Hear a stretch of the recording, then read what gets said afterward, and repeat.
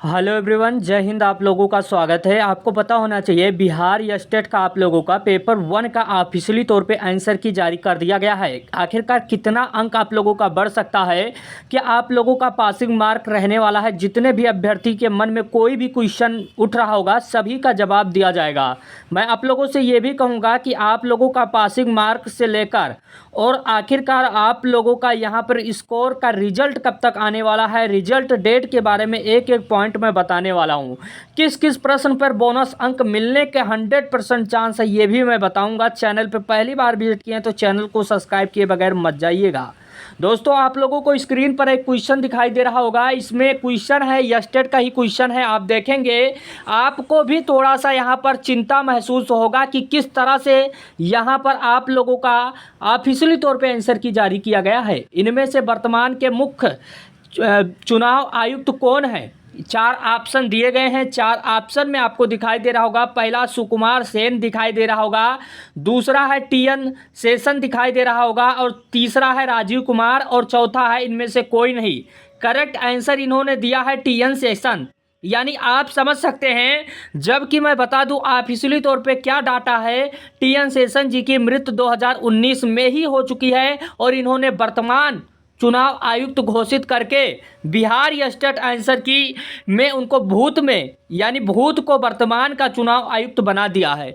जो व्यक्ति इस समय है भी नहीं उसे चुनाव आयुक्त घोषित करके ऑफिशियली तौर पे आंसर की जारी कर दिया गया है। यानी आप समझ सकते हैं कि बिहार या स्टेट में बहुत ऐसे क्वेश्चन हैं जो काफ़ी विवादित हैं, यानी कहीं ना कहीं गलत जारी किए गए हैं। अब कई लोगों को लग रहा होगा कि आपके द्वारा जो बताया जा रहा है डाटा, ये ऑफिशियली तौर पर डाटा बताया जा रहा है, कोई हवाई बात नहीं की जा रही है। सबसे इंपॉर्टेंट बात और भी जान लीजिएगा, बिहार या स्टेट ने क्या कहा है कि यदि आप आपत्ति करते हैं, यहाँ पर देख लीजिएगा, बिहार विद्यालय समिति ये कहती है कि यदि आप आपत्ति करते हैं तो आपको प्रत्येक उत्तर कुंजी के लिए 50 रुपये शुल्क जमा करना होगा।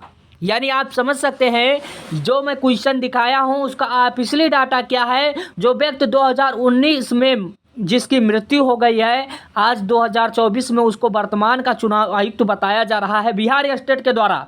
तो किस लेवल का यहाँ पर पेपर में गड़बड़ी आया है, कितना अंक बढ़ सकता है, कितने क्वेश्चन पे बदलाव किया जा सकता है, इस पर भी मैं चर्चा करूँगा। वीडियो को लाइक कर दीजिएगा, चैनल को सब्सक्राइब कर दीजिएगा, क्योंकि बिहार शिक्षक भर्ती 4.0 का नोटिफिकेशन आपको इसी मंथ में देखने को मिलेगा।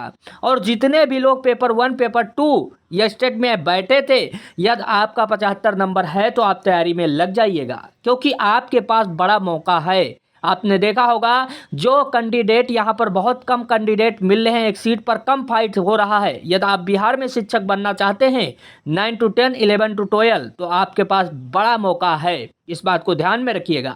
आपका ऑफिशियली तौर पे आंसर कुंजी तो जारी कर दिया गया है। 12 से लेकर 15 तक आप लोगों को ऑब्जेक्शन उठाना है। ऑब्जेक्शन इन्हीं सब क्वेश्चनों पर उठाना है जिससे आपको बोनस अंक मिले।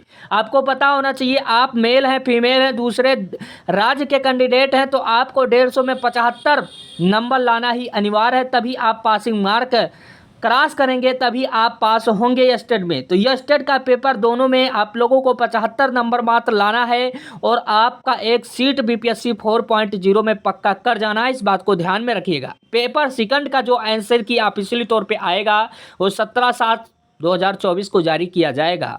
और इस बात को भी ध्यान में रखिएगा, 20 तारीख को आप लोगों का जो भी ऑब्जेक्शन है वो पूरा उठाकर क्लियर कर दिया जाएगा। अब मैं बात करता हूं कि आप लोगों का रिजल्ट आखिरकार कब तक आएगा। तो एक जो सूचना निकल के सामने आया है बीपीएससी के द्वारा ही, आप विद्यालय समिति के द्वारा, जब दोनों का ऑफिशियली तौर पर आंसर की क्या दोनों का रिजल्ट साथ में जारी हो पाएगा, तो ऐसा नहीं दिखाई दे रहा है। पहले आप लोगों का पेपर 1 का रिजल्ट आएगा, यानी 21-22 तारीख में आप लोगों का ऑफिशियली तौर पर रिजल्ट जारी किया जाएगा पेपर 1 का। 22-24 तारीख भर में आप लोगों का पेपर 2 का ऑफिशियली तौर पे रिजल्ट जारी किया जाएगा। मैं आप लोगों से ये भी कहना चाहूँगा कि जितने भी कैंडिडेट हैं ऑब्जेक्शन उठाए हैं 50 रुपये की, आप लोग भी क्वेश्चन भेजिए जिससे एनसीईआरटी एससीईआरटी का प्रूफ देकर आयोग को बताया जा सके कि किन किन क्वेश्चनों में बड़ी गलतियां पाई गई हैं, इन गलतियों को सुधार किया जाए। आपको वीडियो अच्छा लगा होगा, कोई क्वेश्चन होगा, कोई राय होगा तो कमेंट बॉक्स में ज़रूर से बताइएगा। Thank you watching this video. धन्यवाद।